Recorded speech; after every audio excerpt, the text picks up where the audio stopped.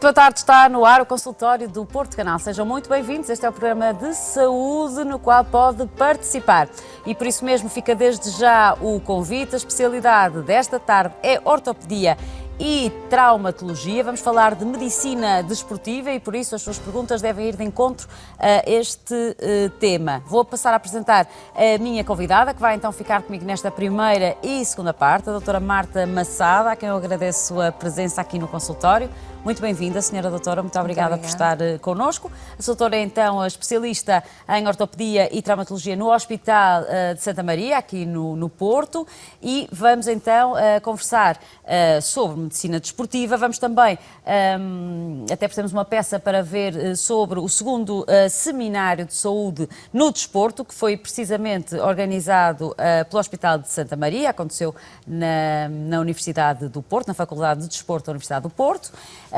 E por isso o tema será à volta da medicina desportiva. Na segunda parte, quero então que participe. Para isso deve ligar o número de telefone que está já em rodapé, 229538525. Se preferir, já sabe que nos pode enviar um e-mail para consultório@portocanal.pt. Vamos então, doutora, se calhar começar exatamente por enquadrar também os nossos telespectadores.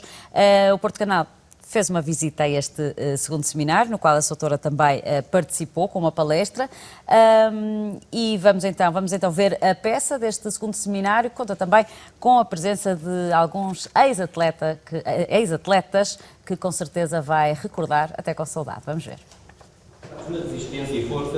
Saúde no desporto. Foi este o tema do segundo seminário realizado pelo Hospital de Santa Maria, na Faculdade de Desporto da Universidade do Porto. Após o sucesso registado na primeira edição, o Hospital de Santa Maria voltou a reunir num evento não só dirigido a atletas, alguns nomes de peso da área do desporto, bem como alguns dos maiores especialistas em ortopedia e medicina desportiva. Resolvemos fazer um segundo porque achámos que esta multidisciplinaridade que é debatido aqui é de interesse para todos os praticantes de desporto, quer seja profissional ou não profissional. Este envolvimento e as dúvidas e o ponto de vista de cada uma das profissões é muito importante ser abordado e ser discutido as diferentes perspectivas. São pessoas que têm uma experiência grande como atletas e como eu disse, acho que o ponto de vista das diferentes áreas é importantíssimo e eles vão dar o ponto de vista deles e acho que vão enriquecerem muito o seminário. O sucesso tem sido grande, portanto acho que não há motivo nenhum para deixarmos de fazer, antes pelo contrário, cada vez investir mais e pôr a fasquia mais alta, cada vez mais. O atleta Elton Arruda e o treinador Carlos Rezende marcaram também presença no seminário, transmitindo assim conhecimentos pessoais no que toca ao stress e ansiedade vividos no mundo do desporto.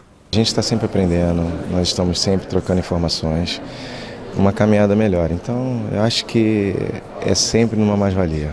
Eu vou transmitir, de repente, um ponto ou outro que eu tive como uma mais-valia para mim e que me ajudou bastante. Um bocadinho a mensagem que eu vou aqui procurar transportar é que todos nós temos que ter uma consciência que quando estamos num pavilhão, num espaço esportivo ou quando apoiamos alguém, temos que ser formadores, temos que ser professores e temos que ser transportadores de valores elevados. Só assim nós construiremos uma sociedade que é assente em aspectos positivos e que valoriza o ser humano.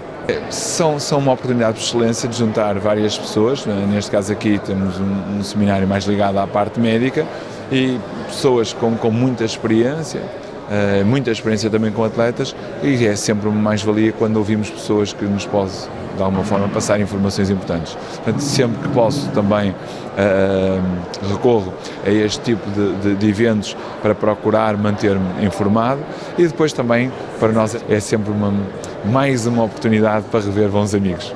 Nesta segunda edição, o seminário contou com casa cheia e procurou assim promover o engrandecimento de uma temática que é do interesse comum de todos, o desporto.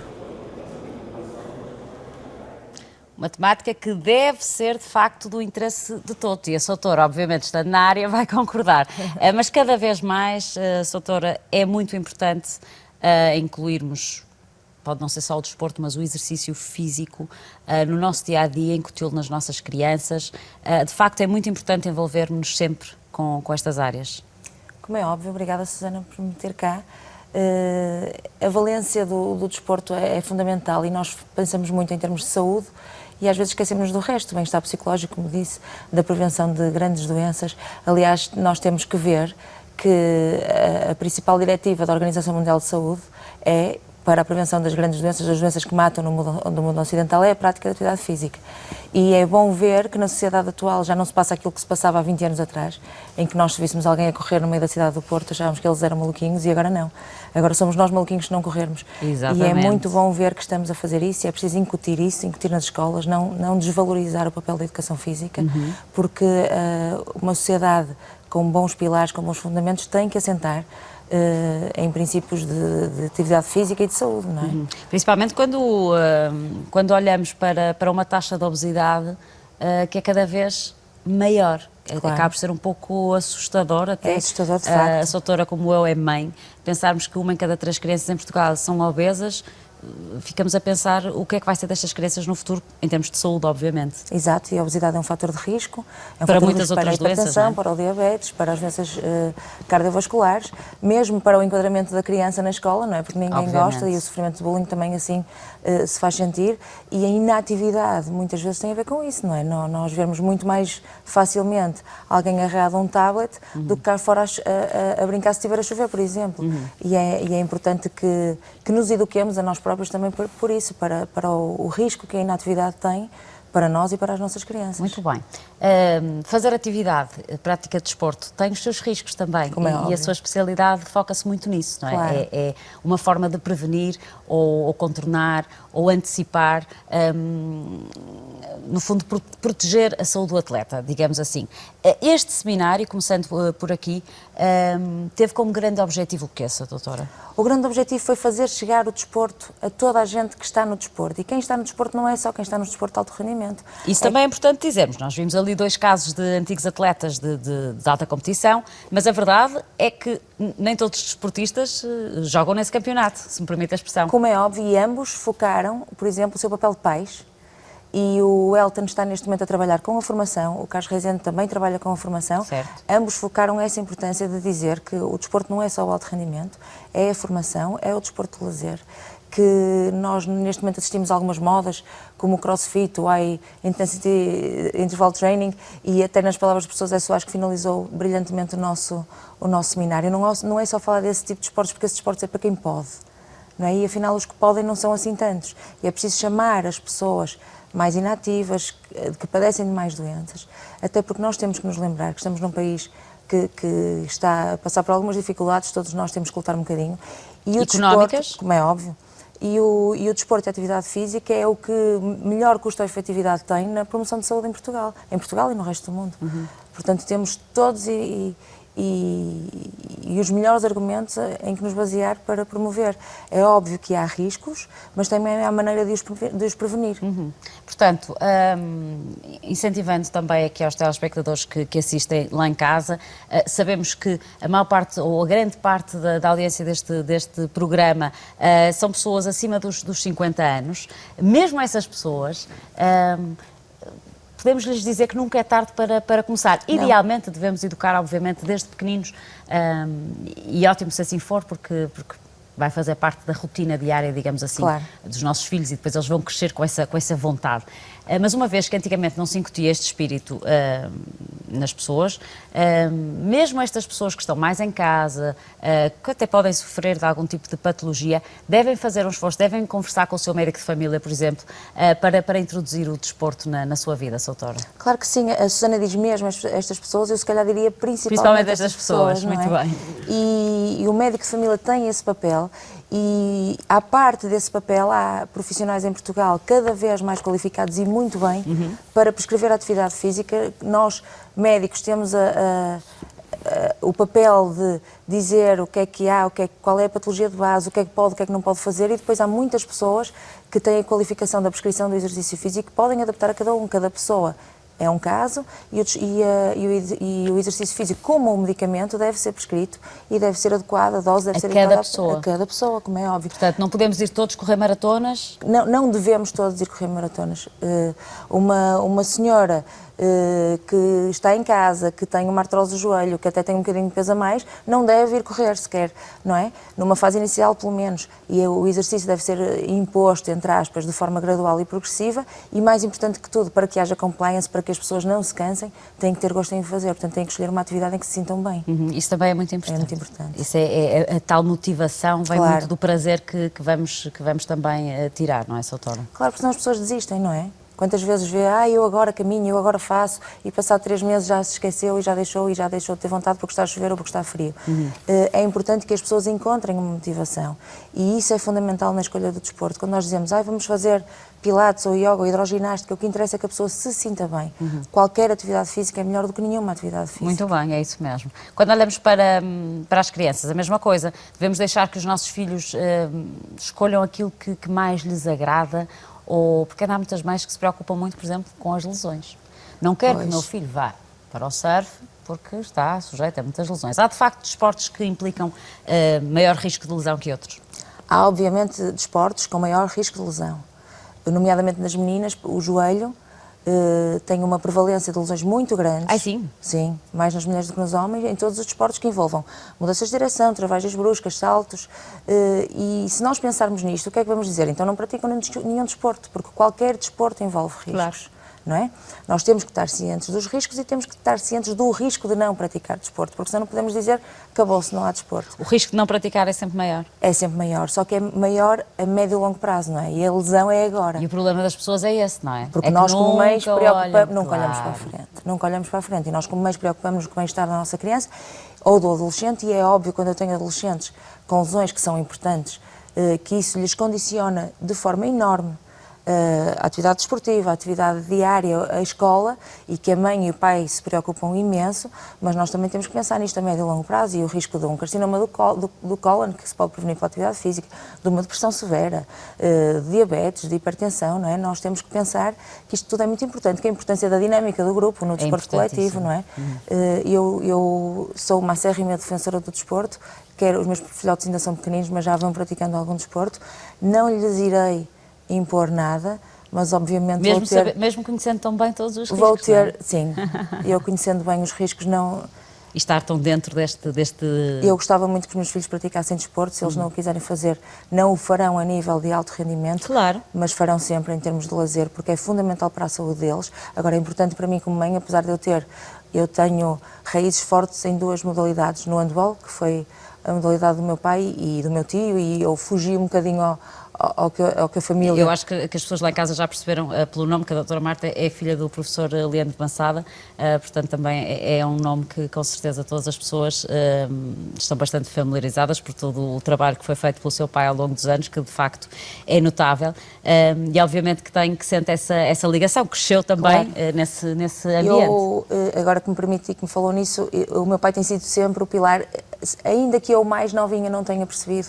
Eu tenho seguido as pisadas dele e eu tenho andado às cavalitas de um gigante, e só tenho que agradecer. E eu fugi um bocadinho àquilo que a família me empurrava, que era do handball, e fui para o voleibol. Que giro! E estas 2 modalidades preenchem muito a minha vida. Agora é óbvio que, empurrando sempre um bocadinho os meus filhotes nestas 2 modalidades, se eles quiserem ir jogar futebol ou hóquei ou ténis, prega-nos assim umas partidas, claro, não é? Eles, desde que sejam felizes e que estejam bem. Agora, sempre com o fundamento de que a atividade desportiva é fundamental, e é fundamental não só para isto das doenças, mas também para o que nós vivemos no dia-a-dia, para o combate ao stress, para a responsabilidade, para nós sabermos cumprir os nossos compromissos. Doutora, quando ouvimos histórias como esta do jogo da baleia azul, por exemplo, que foi tema aqui no programa consultório, até por estes motivos, de facto, a atividade física, as crianças estarem com o foco noutro... Claro que sim. Claro que sim. Aquilo que nós ouvimos falar relativamente a essa temática, por exemplo, é procurar os miúdos que se alienam, que estão sozinhos, e o desporto não os deixa fazer isso, não é? Tira-os da rua, tira-os dos maus hábitos. E tira-os da solidão. E tira-os da solidão. E dá-lhes um par, um amigo com quem falar, ou então uma vigilância mais apertada, não é? Também. Não tem só a vigilância dos pais, dos educadores, dos avós, mas também tem dos colegas de treino, dos treinadores, não é? E a autoconfiança é engraçado. A autoestima também tem tendência a crescer, mesmo connosco. Quando praticamos exercício, exercício sentimos-nos todos melhor. Claro. Isso tem duas explicações. Tem uma explicação neurohormonal, porque quando nós praticamos desporto, libertamos neurotransmissores que nos fazem sentir bem. Serotonina, não é? Endorfina. Endorfina. Mas terá também algum papel a serotonina, que a serotonina também é uma Eu das, vou sempre assim, das hormonas da boa disposição. Às vezes acerto, outras vezes é oposto. Não, mas a serotonina também está implicada, aliás.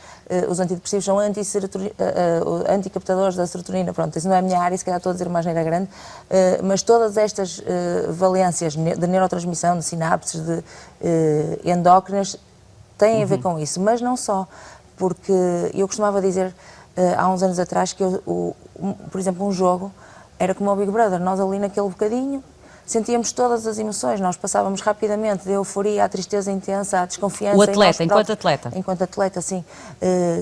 Termos a responsabilidade nas nossas mãos, termos que decidir rapidamente. Isso é uma aprendizagem muito grande.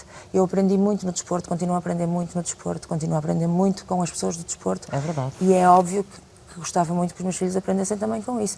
E sempre... Isso é uma mensagem que também deixamos aos pais que nos ouvem. Aos pais e às pessoas que me procuram no consultório, se houver alguém que me esteja a ouvir, sabe que isto é verdade, que eu procuro sempre dizer assim, tenho que sair de casa, tenho que procurar.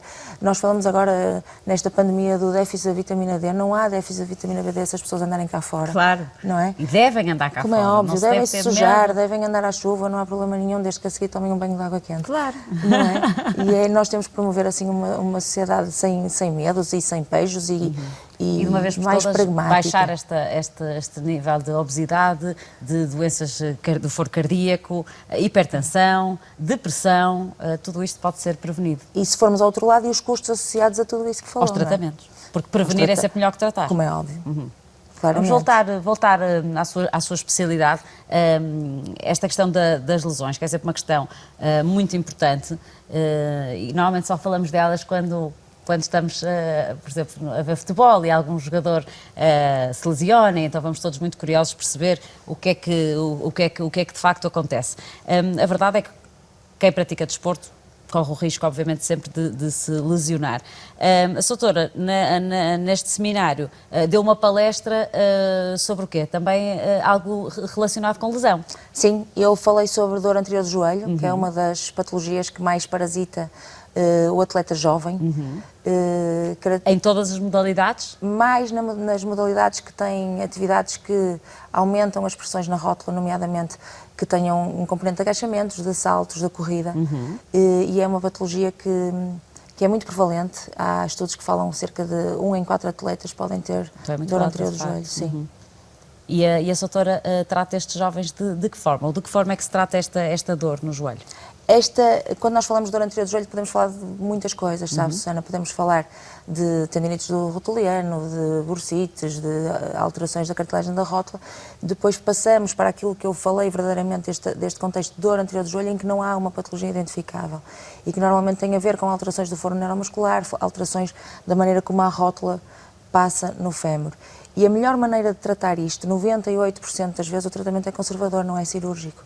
É nós percebermos o que é que se está a passar ao nível do membro inferior, está a haver alguma descompensação, algum desequilíbrio, muitas vezes ao nível da anca, e não é no joelho que nos vamos chocar, ou ao nível do complexo tornozelo-pé, e tentar com o fisioterapeuta, com o preparador físico, com o treinador, ou com o atleta, ou com pessoas que não são atletas, normalmente na fisioterapia, ou com algum encaminhamento em termos de fortalecimento muscular, compensar os desequilíbrios que existem. E a maior parte das vezes nós não temos que resolvemos operar. assim. Sim. A cirurgia continua a ser sempre, digamos, a última opção, recurso, não é? A sim. última opção. Fala aí de uma equipa multidisciplinar. Cada vez faz mais sentido, em todas as áreas de resto, mas nesta também, na sua área também, trabalhar-se desta forma? Claro que sim. A doutora não trabalha sozinha, com certeza? Nós não conseguimos falar de desporto sem falar em equipa, não é? Mesmo que Também estejamos a falar no verdade. desporto individual. Eu acredito muito no trabalho de equipa como forma de enriquecimento. As nossas áreas, se nós falarmos no psicólogo, no nutricionista, no preparador físico, no recuperador, as nossas áreas tocam-se. E nas áreas que se tocam, se houver comunicação, o objetivo final vai ser atingido de forma mais eficaz e mais rapidamente, presumo eu. Eu sou muito fundamentalista deste tipo de trabalho. A medicina desportiva não é um conceito exclusivo ao tratamento das lesões, não, é tudo o que nós possamos fazer para suprir a necessidade do atleta, e isso não está só nas minhas mãos, se calhar até está, eu se calhar tenho o menor papel em todo esse novelo, e felizmente nós no Hospital Santa Maria Porto temos esse conceito, e a doutora Lourdes, como diretora, permitiu-nos essa abertura deste trabalho, desta comunicação multimodal, que só nos engrandece. Imagine alguém que, lá está, vamos fugir outra vez um bocadinho aos atletas de alto rendimento, aos atletas da alta competição. Qualquer um de nós que queira iniciar a prática desportiva deve consultar um médico, deve consultar um nutricionista, deve consultar um podologista, deve passar por todas estas áreas para perceber realmente que objetivos é que quer cumprir, a que tipo de desporto é que deve seguir. Isto é importante, doutora? É muito importante. Não será obrigatório passar por todas essas capelinhas, não é? Mas, por exemplo, nos ginásios, eu sei que neste momento existe uma avaliação inicial que é feita por um profissional do exercício. E será suficiente? E eu acho que neste momento o que eu tenho observado é que eles se têm feito suprir de capacidades e de competências e da capacidade de delegar para o outro quando existe essa necessidade. Fazem uma avaliação inicial, fazem uma triagem, digamos assim, e muitas vezes têm ao dispor um nutricionista ou alguma outra subespecialidade mesmo no ginásio, ou então sabem dizer a outra pessoa. Como é óbvio, nas pessoas porque nós falamos da questão financeira, e a questão financeira é importante, Susana, nem toda a gente tem dinheiro para ir para o ginásio. Mas nem toda a prática pode ser feita no ginásio. Nós podemos fazer em casa, e as pessoas dizem, mas como? A coisa mais fácil é ir à internet, não é? Mas nós todos sabemos que é falacioso, não é? Porque a informação da internet nem sempre é fidedigna, mas se não houver outra pessoa, o médico de família está sempre lá e pode aconselhar, e mesmo que não saiba aconselhar em todas as áreas que são do domínio da medicina desportiva, saberá depois endereçar para outra pessoa ou aconselhar outra pessoa que possa ajudar. É muito mais fácil do que as pessoas pensam, Susana. E nós temos a sorte, nós portuenses pelo menos, de vivermos numa cidade com uma temperatura perfeita para andar na rua, temos parques onde podemos passear, muitas vezes isso pode ser suficiente, uma boa caminhada pode ser suficiente. Perfeitamente suficiente. E ainda que tenhamos uma cidade fantástica, temos a Marginal, que está maravilhosa, temos o Parque da Cidade, com todas as condições, sem dúvida. O Parque de São Roque, temos todas as condições, temos um bocadinho de chuva e a chuva não pode ser desculpa. Ai, não? Que ainda é. Que ainda é um bocadinho. Não há nada que um bom banho quente a seguir não resolva, já dissemos isso. Doutora, estamos quase a terminar a primeira parte, estamos também a aproximar de uma época muito especial, pelo menos para os católicos, está-se a aproximar o 13 de maio, a vinda do Papa Francisco este ano, que é de centenário das aparições de Fátima. É uma altura em que muitos se deslocam a Fátima a pé. Queria também saber a sua opinião sobre estas peregrinações, fé à parte, obviamente, enquanto especialista nesta área, é de facto algo extraordinário, mas devemos levar o nosso corpo a esses limites, ou acha que aqui é mais mesmo uma vontade quase maior do que a força que o corpo pode ter? E se levar os corpos aos limites, também podemos falar da maratona, não é, que falou há bocadinho, ou das ultramaratonas, ou do crossfit, que também leva o corpo a esses limites. Acho que a fé move montanhas, e fé à parte, se as pessoas acreditam que conseguem e querem fazê-lo, acho muito bem que o façam. Acho que é fundamental prepararem-se. O corpo. Prepararem o corpo. Quer dizer, a mente também. Previamente. A mente também. Acredito que também seja um sacrifício. Mas fisicamente é muito importante fundamental. Se prepararem. É com alguma fundamental. Com uma antecedência importante, que comecem a fazer a caminhada, que treinem. É um exercício físico que exige e, como tal, necessita de treino. E o treino não pode ser feito 2 ou 3 dias antes. É importante que se escolha o calçado adequado, é importante que se faça a prevenção das bolhas ou que se tratem. Felizmente nós vemos que há muitas equipas de voluntários que acompanham e que fazem esse tratamento. É verdade. Mas eu acho que a parte fundamental do ponto de vista musculoesquelético será programar bem a caminhada, fazer um treino progressivo para se estar apto a fazer, às vezes, 30 km por dia, como as pessoas fazem, e em condições não ideais. Aqui podemos encontrar algum tipo de lesão específica que possa advir deste esforço, de uma caminhada tão exigente? Sim, para além das bolhas que incapacitam imenso. A Sana sabe o que é ter uma bolha no pé quando andamos de tacões altos. Imagina o que é caminhar 20 km com bolhas.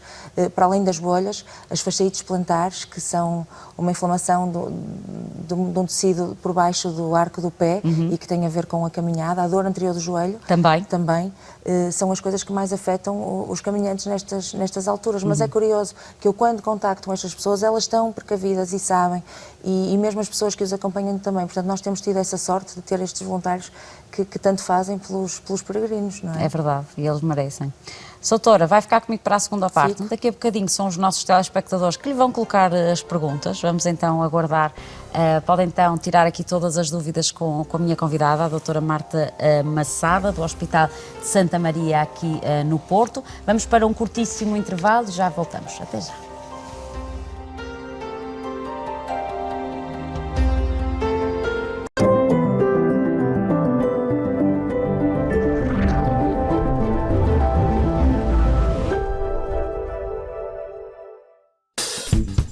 A NASA Motor, concessionário e oficina autorizada Mercedes-Benz, convida-o a visitar as suas instalações. Descubra as mais recentes estrelas Mercedes-Benz e comprove o nosso serviço de após-venda de qualidade. Na NASA Motor, o seu Mercedes-Benz sentir-se-á em casa.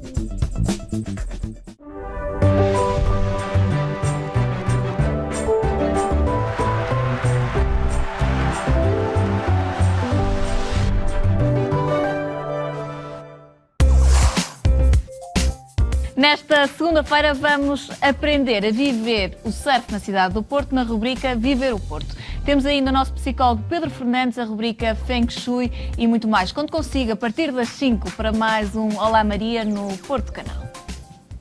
Estes são os nossos imperdíveis.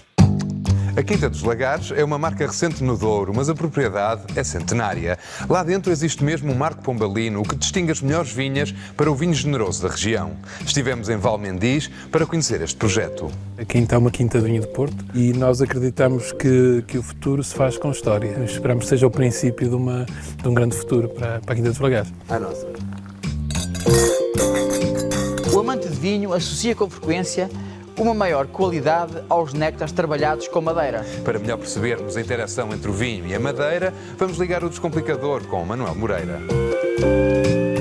Abre apenas ao sábado à noite, serve petiscos e para beber, se quiser álcool, só há vinho. O Wine Bar Paladares é um dos imperdíveis da Ilha da Madeira. Parabéns. A nossa. E obrigado.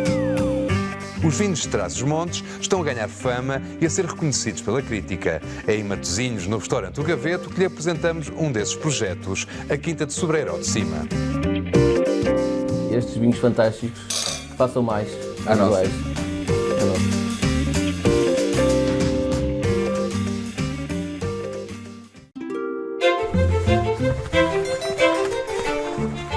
Há 100 anos atrás, entre 13 de maio e 13 de outubro de 1917, um conjunto de estranhos fenómenos que ocorrem em Cova da Iria e aqui, em Valinho, nas proximidades da povoação de Fátima, em Leiria, acabarão por alicerçar uma das mais fortes devoções marianas de todo o mundo católico, dando origem a um enorme santuário que, até hoje, atrai milhares de pessoas de todo o mundo.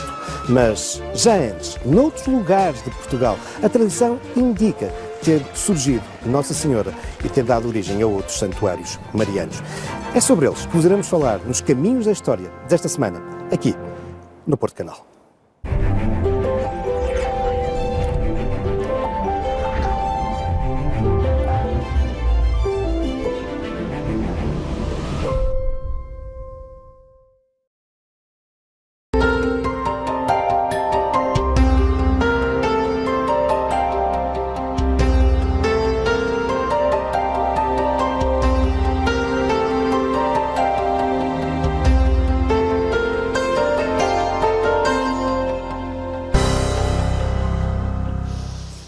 Sejam bem-vindos à segunda parte do programa Consultório. Hoje estou na companhia e muito bem acompanhada com a doutora Marta Massada. Muito obrigada, senhora doutora, por ficar comigo também nesta segunda parte, uma parte tão importante em que damos voz aos nossos telespectadores. Já sabem então que pode participar em direto e os contactos estão no nosso rodapé. 229538525 é o número de telefone do consultório, consultório@portocanal é o nosso e-mail. Não perca a oportunidade de participar. Quem participa sempre, queira ou não queira, porque é a nossa produtora, é a Sara Freitas, que eu vou pedir para me relembrar...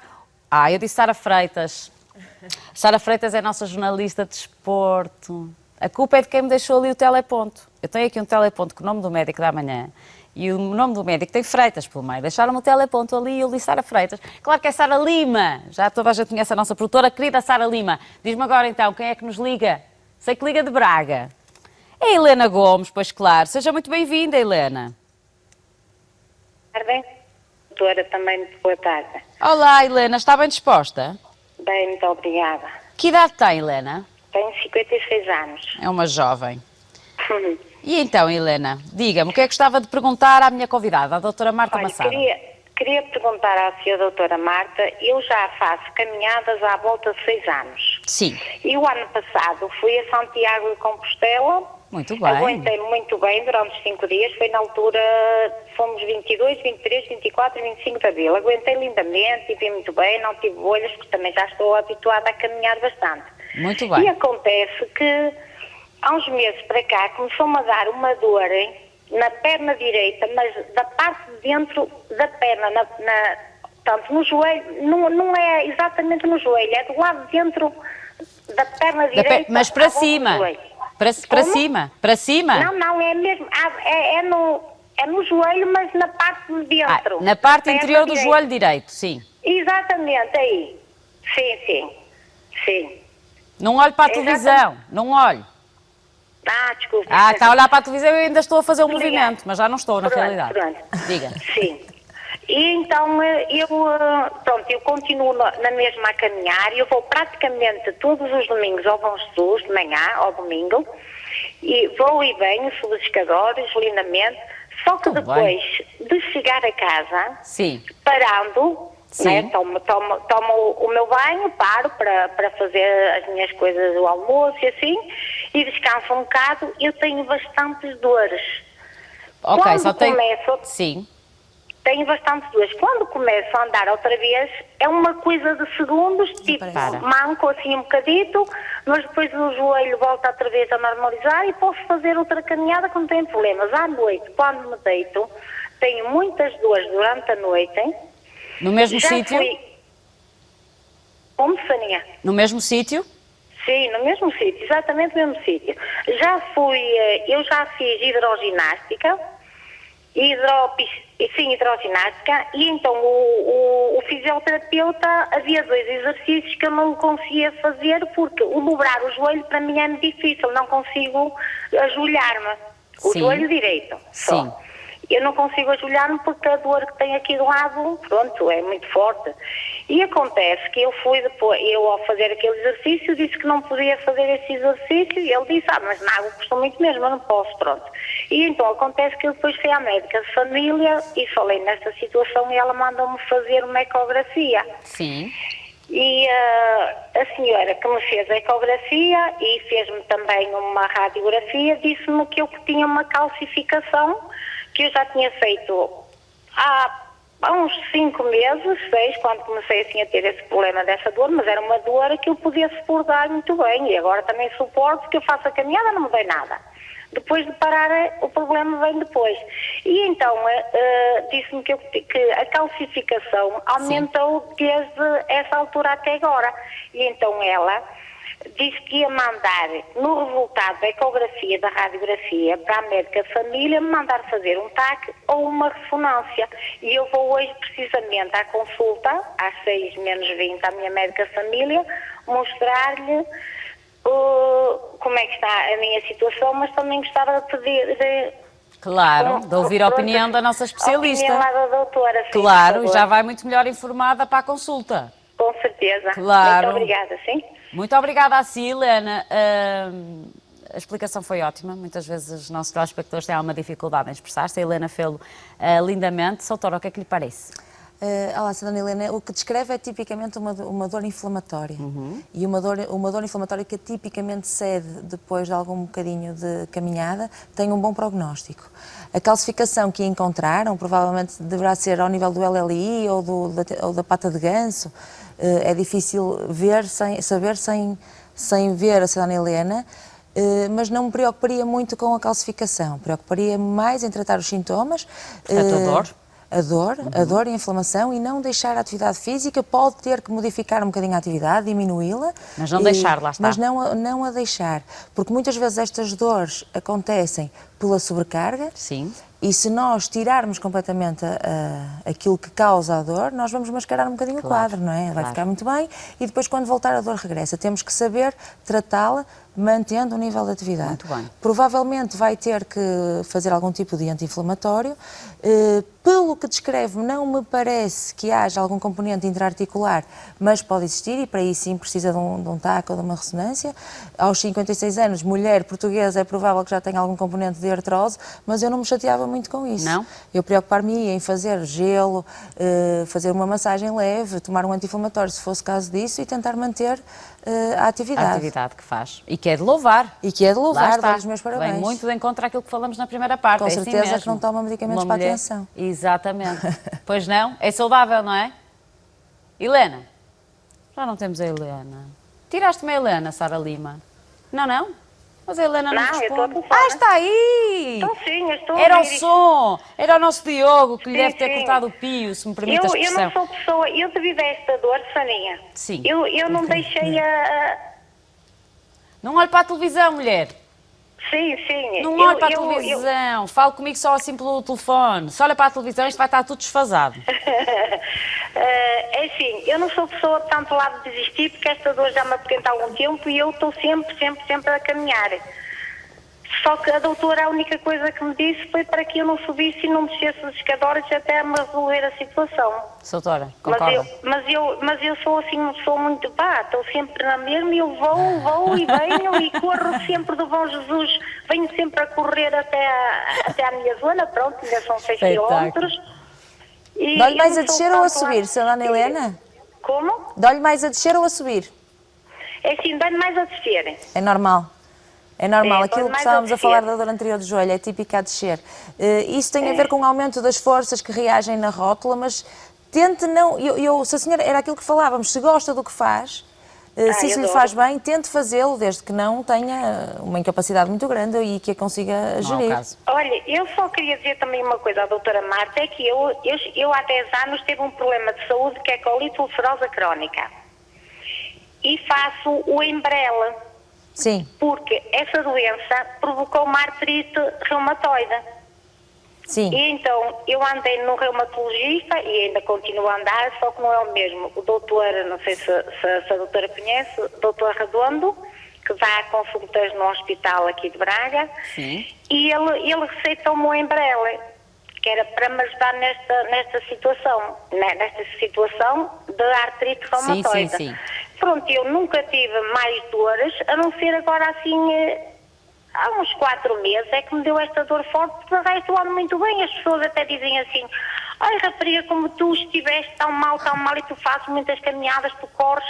Eu tenho muita energia. Ainda bem. Dona Helena, na artrite, a dor que tem não tem nada a ver com a artrite reumatoide. É uma dor mecânica que tem a ver com a atividade. A artrite reumatoide melhora muito com a atividade física, então, portanto, continue. Muito bem. E se calhar deve ser por isso que eu adoro fazer a caminhada. Claro que sim. Helena, muito obrigada pela sua participação. Um grande beijinho, um grande exemplo que fica aqui mais uma telespectadora que pratica muito desporto e sobe e desce o Bom Jesus de Braga. E vamos manter-nos em Braga. Antes disso tenho só que corrigir, porque depois eles já sabem, dão-me aqui cabo da cabeça. Não é o Diogo que está no áudio, é o João Amorim. Um beijinho para o João Amorim e muito obrigada por teres subido então a chamada da Helena. Agora vamos deixar entrar a Madalena Cunha, que também nos liga de Braga. Portanto, isto hoje, Braga está aqui em grande a assistir ao Porto Canal. Muito bem-vinda, querida Madalena. Exatamente. Eu costumo ver o Porto Canal e vejo depois a seguir o Olá Maria, gosto muito dessa. Mas então é só manter-se ligada, que a seguir a mim vem logo a Maria. Eu sei. E então? Então eu vou pôr as minhas dúvidas. Sim. E depois sou toda ouvida, senão nunca mais, não há mais ninguém que entre. Adoro, muito organizada. Muito bem, Madalena. Então vamos, eu e a doutora estamos só a ouvi-la. Vamos lá. Eu tenho 63 anos. Muito bem. Foi operada a minha lombar para abrir o canal, para chegar a Santa Marta, para abrir o canal que não parava com formigueiro nas pernas. Correu mal, ainda não tenho alta há 5 anos. Fiz 2 anos em março, fui operada uma anca, tenho uma prótese numa anca, deixaram uma perna maior, 1,5 cm, eu digo que ainda é mais, e manco e estou revoltada. Agora, atualmente, tenho outra vez muito formigueiro nas pernas, que é um mal-estar, que eu não sei onde é que eu hei de pôr, vou-lhe pondo pomadinhas que não digo nomes, tenho SOS, que evito de tomar, etc, etc, etc. Os dedos das mãos, eu fecho-os e tenho que ir ajudar com a mão, ajudar a outra para os dedos abrir. Sim. Resumindo, a minha cabecinha e o meu organismo, o meu esqueleto é que está todo contaminado. Gostava de ouvirem alguma coisa que a doutora me possa ajudar a esclarecer. E vai com certeza ajudá-la, Madalena. Se eu caminhar não posso, porque manco e fico com muitas dores na lombar. Sim. E pronto, agora calmo e gostava de uma sugestão. Obrigada, Madalena. Um grande beijinho. Muito obrigada por ter participado. Senhora doutora. A Susana Madalena provavelmente foi operada um canal estreito lombar, que é um aperto na coluna que condiciona algumas alterações neurológicas dos membros inferiores. Também tinha uma artrose da anca, ficou com uma perna mais comprida que outra, que é uma das coisas que mais frequentemente pode acontecer. Naturalmente que está triste e isso também não ajuda, não é? Porque depois, se nós estamos mal, é uma bola de neve e é muito difícil, é muito difícil. Precisamos tentar otimizar o estado geral da Susana Madalena. É um caso um bocadinho mais complicado, porque não estamos a falar de um segmento afetado. É óbvio que não podemos dizer a esta senhora, olha, vá correr, vá fazer umas corridinhas, vá fazer hidroginástica, não. Como a Madalena disse, não se sente bem sequer Pois a não, caminhar. mas se calhar promover a sua independência nas atividades de vida diária, melhorar os padrões da marcha, se calhar a fisioterapia poderia ajudar, porque eu senti que se sente incomodada, nomeadamente com o facto de claudicar, e provavelmente aos bocadinhos nós conseguíamos melhorar o estado geral. É óbvio, Susana Madalena, que não podemos esperar que fique igual ao que era há 30 anos atrás, mas aos bocadinhos penso que poderíamos melhorar. Se calhar a atividade física teria algum componente aqui, mas aí teria que ser uma pessoa que a conhecesse bem o seu estado de saúde, para que a pudesse ajudar, mas não pode ir abaixo. Não pode. Não pode desanimar, porque isso é pior. Se calhar começar aqui então pelo médico de família e pedir um encaminhamento para a fisioterapia. Claro. Doutora, poderíamos começar por aí? Sim, e fazer aquele acompanhamento multidisciplinar de que temos vindo a falar, até ver se ela precisa de alguma coisa de apoio do ponto de vista emocional, porque se estiver mal, tem mais dor. E não é maluqueira da cabeça das pessoas, a dor está acompanhada, está associada aos estados depressivos, e é preciso que nós saibamos tratar ambas as coisas, para que se sintam um bocadinho melhor e que aos bocadinhos, nem que seja deixar de mancar e já poder ir ao café ou ao supermercado ou à mercearia. E isso vai e dar aos outro bocadinhos ânimo, vai melhorar, vamos melhorar os índices de atividade e provavelmente a inflamação sistémica também poderá diminuir um bocadinho. Muito bem. Boa sorte. Agradeço muito todos os conselhos e eu noto que se eu tomar, não digo nomes, pronto, um calmantezinho, que não vale a pena dizer nomes, que fique melhor um pouco. Está bem? Pois, mas o que nós queremos é que não tome esse calmante. Pois.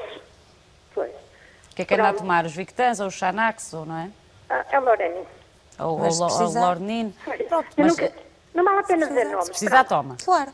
Sim, já tomo. Claro, não há que ter medo. Se a senhora se sente ansiosa, se essa ansiedade lhe dá mais dor, toma à vontade. É pior ter ansiedade. Como é óbvio, toma à vontade e depois se sentir um bocadinho melhor, às tantas vai poder deixar o calmante. A fisioterapia, mandam-me pôr lá aquela porcaria das papas, eu não tenho paciência para estar ali 1 hora de rapo. Ai, que a doutora está-se a rir. Eu preciso de caminhar. Exato, a fisioterapia não obriga só a paninhos quentes, eletroestimulações e estar de rabo para o ar, como a senhora diz. Ai, é tão bom, sabe que se calhar precisa de uma coisa mais dinâmica, de facto, e então se não lhe serve aquele sítio, tem que procurar outro profissional, não é? Mas está a ver, já tem aí algo que aprecia, ou pelo menos já sabe o que é que não gosta, já é bom. Exatamente. Já é bom. Agradeço Madalena, muito. Eu é que lhe agradeço a sua participação. Muita saúde para vocês, muita paz e muita alegria, está bem? Muito obrigada, Madalena. Um grande beijinho. Boa tarde. E as melhoras. Obrigada. De Braga, vamos para Valongo. Muito bem, e de Valongo liga-nos a Fátima Carvalho. Bem-vinda. Boa tarde. Olá, Fátima, como é que está? Bem disposta? Mais ou menos, menina Sã. Que idade tem, Fátima? 65. Pois, estou a ver agora ali no ecrã. Como? 65. Estou a ver ali, está no oráculo que tem 65 anos. Sim, e sim. então, qual é a sua questão? Porquê é que nos liga hoje, Fátima? A minha preocupação é que eu sempre sofri dos ossos, desde pequenina. Dos ossos? Andei muitos anos em ortopedia, andei muitos anos na dor e em ortopedia resolveram-me operar o joelho direito, pôr uma prótese. E essa dita prótese calhou muito mal, fiquei sempre a mancar e com muitas dores. Já fui a outro médico particular que me foi incentivado por Dr. Correia, que eu primeiro fui lá atender-me na dor e descobriu os meus problemas da fibromialgia e de tudo, e eu fiquei mal. Conclusão, eu fui a esse médico particular, atendeu-me depois no São João e marcou-me uma consulta para o dia 14 de setembro. Quando cheguei lá, esse doutor estava outro a substituí-lo. Ele tinha deixado indicação que aquilo que era para operar, que foi o que ele disse à minha filha, que a minha filha acompanha-me sempre, que ela é enfermeira da cirurgia no IPO de Porto. Muito bem. E era que cheguei lá, o médico disse que não está para estar a gastar dinheiro nem nada. Eu continuo, depois deu-me logo alta, nunca mais tive a consulta de reumatologia, já quase há um ano, que ele disse que vai para a reumatologia. Tenho muitas consultas marcadas no Hospital São João, eu não sou chamada. E ando sempre com esta dor, porque tenho muitos problemas na cervical, onde me disseram em cirurgia no Hospital de São João que não podia ser operada a cervical porque ficava numa cadeira de rodas. Foi o Dr. Correia que me mandou da dor para a especialidade. Tenho andado em todos e agora deram uma alta de ortopedia, onde eu estou tão doente de todos os ossos, as mãos, que tenho que ajudar uma mão com a outra, não posso fazer a minha vida de casa, estou impedida, não posso estender uma roupa porque não posso levantar o pescoço para cima. Se eu tiver mais que uma hora sobre a perna, por exemplo, a passar a ferro, fico com muitas dores. Eu tomo muitos comprimidos para os ossos, para tudo, para as tensões, para várias coisas. E eu sinto-me cada vez mais triste, por não sou nova, mas também não sou velha. Então não é nova. E sinto-me incapaz de fazer muita coisa. Muito bem, Fátima, de facto... E eu fico muito triste. Obviamente, e nós conseguimos sentir essa tristeza no seu discurso e também conseguimos compreender a sua tristeza, e a doutora com certeza também. De facto, Fátima é muito nova, a doutora, para estar a lidar com isto tudo. Não vamos, obviamente, criticar... Eu estou a ouvir muito mal. Tenho que pedir outra vez ao João Amorim, para pôr aqui o som mais alto, será? Não está com o som da televisão ligado, pois não? Não. E agora consegue ouvir-me? Estou a ouvir melhor um bocadinho. Pronto, eu vou pedir à doutora também se fala assim um bocadinho mais alto. Está bem, Fátima, para nos ouvir. Muito obrigada. De facto, é uma situação difícil, doutora, obviamente, principalmente quando a paciente diz que continua a sentir-se mal e na ortopedia foi dada como bem, não é? A senhora Fátima tem mais do que um problema. Primeiro, o problema é muito nova para ter estas chatices todas. Obviamente. Tem a fibromialgia, que é uma coisa que a vai acompanhar e que é altamente destrutiva e limitativa, não é? Limitativa, que lhe dá cabo dos dias e que a põe muito em baixo. Tinha uma artrose do joelho, presumo, e por isso é que foi operada, e agora tem uma prótese dolorosa, tendo alguém posto uma indicação cirúrgica outra vez a esse joelho, presumo. O que importa atentar relativamente à prótese do joelho é que a revisão da prótese, Ana Fátima, é um procedimento muito mais complicado que aquele que fez primeiro. Ah, é? É porque a prótese dolorosa tem mais do que um fator e é preciso conhecê-los bem e a revisão tem a ver com isso. Mas é suposto esta prótese doer? não é suposto uma prótese doer, e se ela é dolorosa, por alguma coisa é. Daí a importância de... Pronto, mas agora é preciso ver que o procedimento de revisão às vezes pode não ser assim tão simples e que às vezes é melhor no touch, não é? Não tocar. Uma das premissas que nós seguimos é primo non nocere, era primeiro não fazer mal, e se calhar até foi isso que o seu ortopedista quis fazer, foi não voltar a mexer nesse joelho por causa da probabilidade de o agravar. Agora, não mexer, não operar, não é sinónimo de não o tratar, não é, Susana? Não pode viver não nesta, pode ser nesta abandonada situação, não é? E provavelmente aqui a Susana Fátima terá este componente sistémico de mais do que uma coisa a complicar. O que eu aconselharia era que se confia no meu colega médico da dor de quem falou, tentar aconselhar-se com ele, tentar fazer uma abordagem não tão de especialidade, de ortopedia aqui, reumatologia aqui, mas uma coisa mais global. Tem que procurar o seu bem-estar. É óbvio que tem que tratar a dor, porque se não tratar a dor nunca vai estar bem, nem do ponto de vista emocional. Voltamos a falar da bola de neve. É muito difícil viver assim. Há pessoas que a podem ajudar, o seu médico em quem confia será a sua principal mais-valia, mas não desista, porque ainda que nós médicos possamos ter desistido de si, há sempre alguém que vai ajudá-la e que vai poder dar-lhe uma solução, ainda que não seja eu aqui que possa ter essa solução sem a conhecer melhor do que esta chamada, mas acredito que pode de facto melhorar. Estes síndromes de fibromiálgicos, de dor crónica, são síndromes que complicam muito a vida e o dia-a-dia das pessoas. Mas acho que as suas palavras foram um incentivo, com certeza, para a nossa telespectadora. Não desista, então, obviamente, Fátima, e desejo-lhe as melhoras. Vamos para uma última telespectadora, o tempo está quase a chegar ao fim. Catarina Maria, liga-nos do Entroncamento, bem-vinda. Boa tarde. Muito boa tarde, Catarina. Já estou muito em cima da hora, sequer já não tenho tempo de expor as minhas coisas. Então vamos tentar ser assim breves. Eu vou fazer a pergunta e ler o que tenho aqui, depois fica ao Muito bem, vamos lá. Vá. E desde já, obrigada. É assim, eu senti uma dor muito grande na parte de trás da perna. Fui-me queixar da perna direita. Fui-me queixar ao meu médico e ele mandou-me fazer uma ecografia. Eu tenho aqui a ecografia, que ainda não fui mostrar a ele porque ele está de férias. Muito bem, o que é que diz? No estudo efetuado, observou-se ligeiro derrame articular livre da bolsa subquadricipital. O tendão e o músculo quadríceps crural e o tendão rotiliano não apresentam alterações da sua morfologia ou estrutura. No comportamento interno observou-se ligeiro espessamento e diminuição de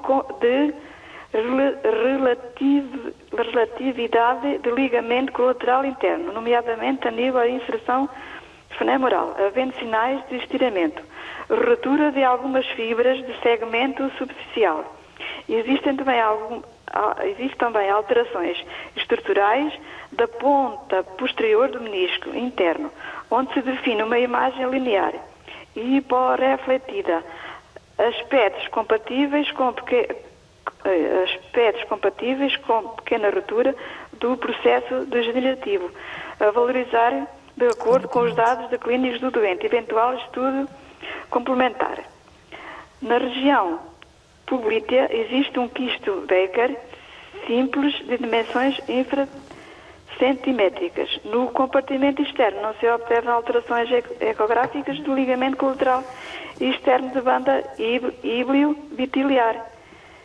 Queria que a doutora me dissesse. Muito bem. Vamos ouvir a opinião da senhora doutora. Muito preocupada ou muito Catarina. cansada. Ok, vamos desligar a chamada consigo. Vou-lhe agradecer a sua participação. Temos apenas um minuto. O que é que podemos a senhora Catarina descreveu uma ecografia típica de um joelho de uma senhora de 71 anos.